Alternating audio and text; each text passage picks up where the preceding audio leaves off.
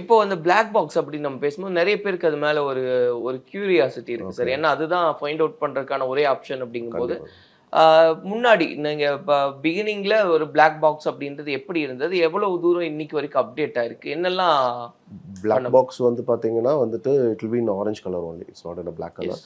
So அது வந்துட்டு maximum இந்த மாரி ப்ராப்ளம்ஸ்லாம் எப்படி ஆகுதுன்றத எ ஆஃப்டர் டெத் எதுவுமே நம்ம கேட்க முடியாது, எதுவுமே பார்க்க முடியாது இல்லைங்களா? ஸோ அந்த மாரி இன்வென்ஷன் இது.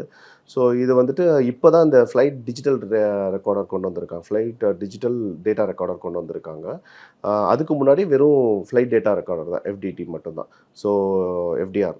அண்ட் வந்துட்டு இது வந்து மேக்ஸிமம் ஃப்ளைட்ஸோடைய ஸ்பீடு அண்ட் அந்த டைமில் ஃப்ளைட்டில் இருக்க அந்த அவங்க என்னென்ன ஆக்ஷன்ஸ் பண்ணாங்கன்றதெல்லாம் ரெக்கார்ட் பண்ணும்.